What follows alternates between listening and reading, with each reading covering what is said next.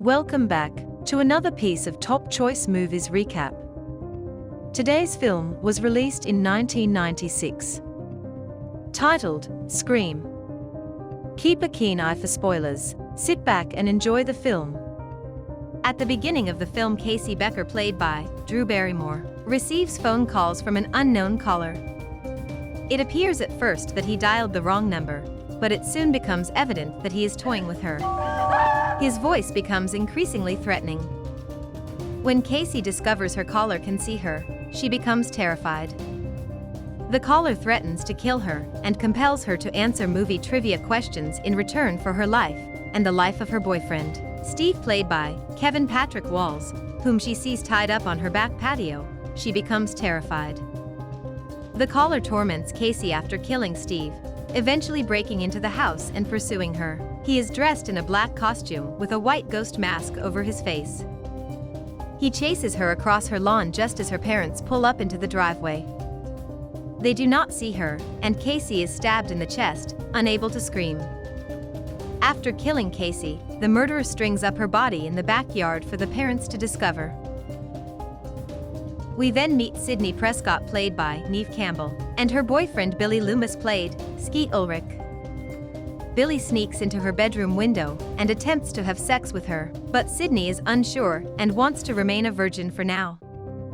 They are almost discovered by Sidney's father, Neil, played by Lawrence Hecht, and he comes into Sidney's room to discuss with her that he is going out of town. We learn that Sidney's mother was killed almost 1 year before, and that Sidney and her father are alone. Sidney's testimony identified Cotton Weary, played by Liev Schreiber, as the killer, although Cotton swears that he is innocent. The following day, Sidney's school is abuzz with news of the murder, and classes are temporarily cancelled. Sidney decides that since her father is gone, and she is alone, she is going to stay with her best friend Tatum, played by Rose McGowan. Sidney, Tatum, and Billy sit with their group of friends, which includes Randy, played by Jamie Kennedy, who is obsessed with horror movies, and Stu, played by Matthew Lillard, a class clown type who used to date Casey Becker. Sidney goes home to wait for Tatum to pick her up. The phone rings and she hears a strange voice, the same one that was on the phone with Casey. At first she thinks it is Randy joking around, but the caller turns abusive and brings up Sidney's mother. "Do you want to die, Sidney? Your mother sure didn't." The killer emerges from a closet in Sidney's house, and a chase starts throughout the house, and Sidney locks herself in her bedroom and dials 911. Then Billy arrives, climbing through Sidney's window again, and a cell phone falls out of his pocket. Sidney realizes that it may have been him phoning her, and she runs downstairs and out of the house only to be greeted by the police. She is taken to the police station along with Billy, where he is questioned. At the police station, Sidney meets Dewey, played by David Arquette, Tatum's older brother and the town deputy, who is considered adult.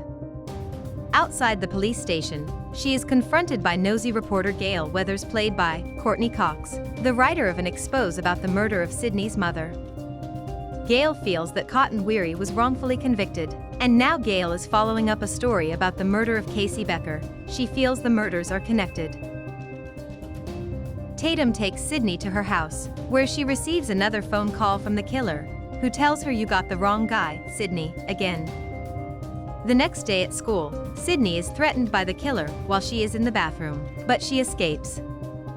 School is over and a curfew is in place, so the group of friends decide to throw a party. Gail Weathers takes a cameraman to the party in an attempt to talk to Sidney, but Dewey intercepts her. The two of them talk and seem to have a mutual affection for one another. They enter the party and Dewey chooses not to bust the party-goers for underage drinking.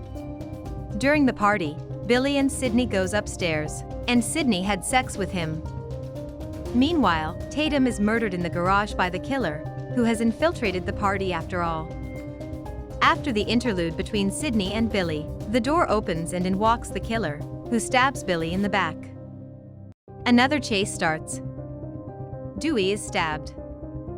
Gail, in her news van, swerves to avoid hitting Sidney and runs her vehicle down a hill, striking a tree and appearing to be killed. Sidney ends up in the house facing Randy and Stu, both claiming the other is the killer. Stu is vying to come inside and obtain the gun, while Randy wants to leave. Eventually Billy stumbles down the stairs, bloodied, and lets Randy and Stu into the house, shooting Randy and turning to reveal that the blood is fake. Billy was only pretending to be stabbed. He was aided by his accomplice, Stu. Both of them are the killers. Billy also reveals that he was responsible for killing Sidney's mother, who had an affair with his father. Billy blamed Mrs. Prescott for the dissolution of his parents' marriage and murdered Mrs. Prescott out of revenge. Billy and Stu also reveal that they have kidnapped Mr. Prescott, who is tied up in a closet. They have framed Mr. Prescott for the murders and intend to wound themselves to make it look as if Mr. Prescott attacked them, at which point they will kill both him and Sidney.